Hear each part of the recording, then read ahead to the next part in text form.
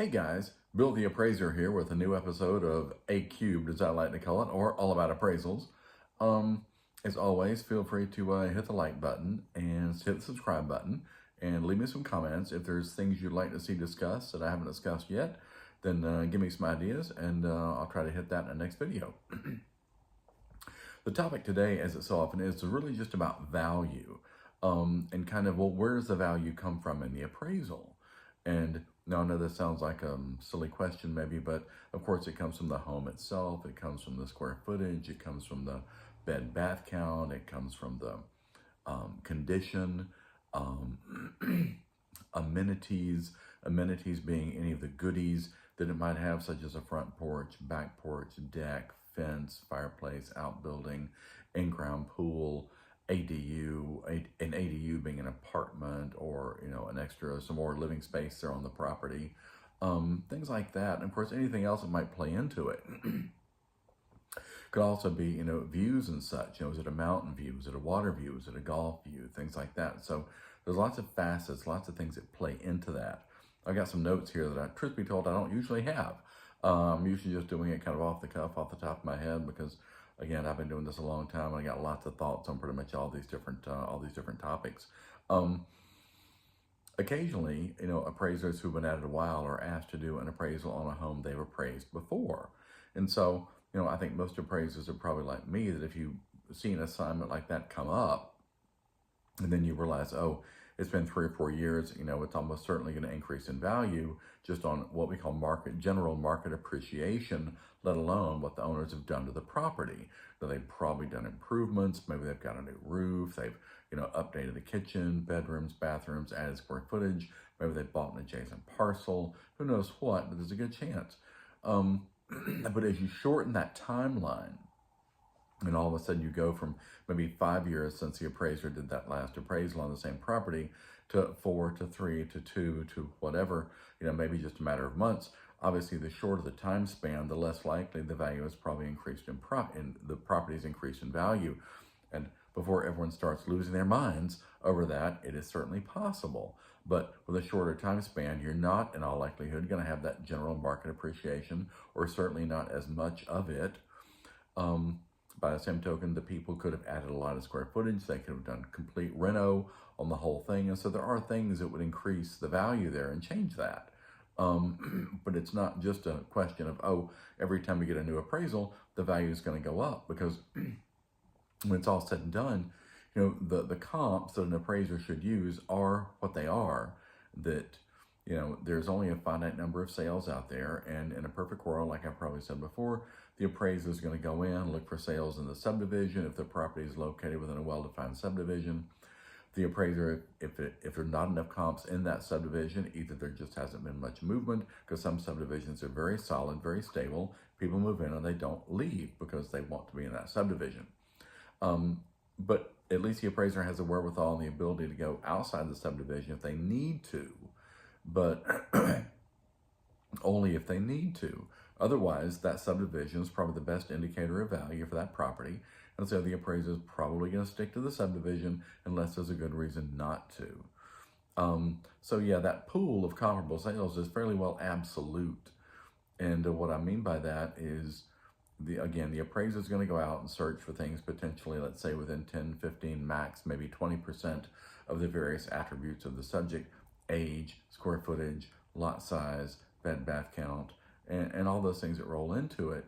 And so it's always, for the appraiser, it's always a question of starting with the comps and leading to the value. It's never the other way around. Whereas with homeowners, they may know that something sold down the road for X, and they're just sure they're worth every penny of that. Or an agent, may think, wow, I know this area, I know this home's worth every penny of X, and I just know it is, and so that's what we're going to list it at. It's not that unusual for me to ask an agent, because if I'm working on something that's a purchase, I'll generally go ahead and ask the agent if they did a CMA, which is kind of the agent's version of an appraisal. That CMA stands for comparative market analysis, and ask them if they did one, and if they're willing to share, and if they are, that's great. If they would prefer not to share, that's fine too. I'm a big boy, I can find my own comps. I'm just always interested in seeing how they saw it, kind of thing.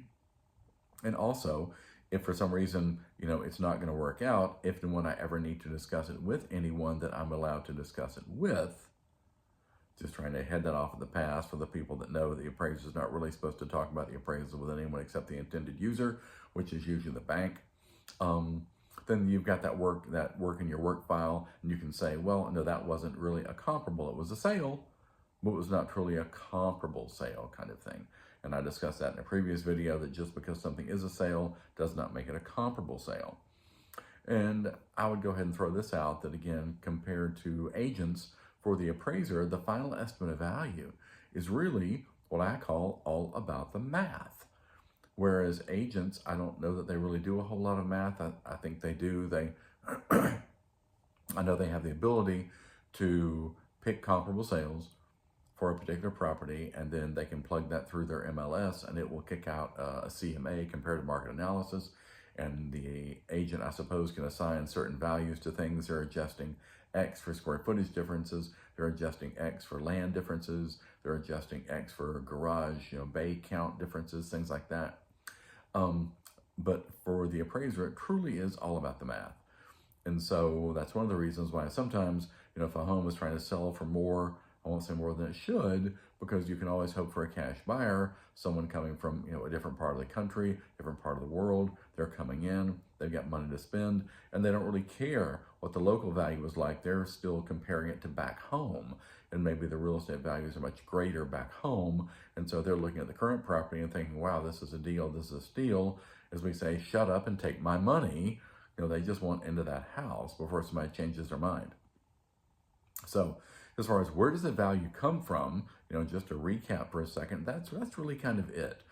Back to, square footage, bed bath count, condition, quality of construction, potentially acreage, lot size, amenities. And we describe amenities as what I said before. Maybe does it have a front porch, back porch, a wrap porch, in-ground pool, outbuildings, acreage, maybe basement, and all sorts of things. Those things play into that. And then you've got the condition. And have they done things to that? Have they added square footage? Have they redone the kitchen? Things like redoing kitchens, redoing bathrooms, putting down new flooring, new roof, new HVAC. Those things help. Some things a little less than others, like the roof and the HVAC, not so much. But those would help, particularly more in maybe a purchase type situation. If somebody was putting their house on the market, that type thing would appeal very much to buyers, because right away they're walking into it thinking, hey, I don't have to buy the big ticket items for a few years and things like that. But again, when it's all said and done, it's all about the math. So, and that's a big difference between appraisers and real estate agents. So I hope this helped. Hope this cleared some things up. If not, it might be one of those things I'm seeing it wrong, and maybe it brought up more questions than it does answers. And if it does, that's fine too. Again, please hit the like button. Please hit the subscribe button. Leave me some comments. Let me know other topics you'd like to see discussed, and I'll be more than happy to hit those for you in the next video. And see you on the next video here at All About Appraisals. Thanks, guys. Have a good one.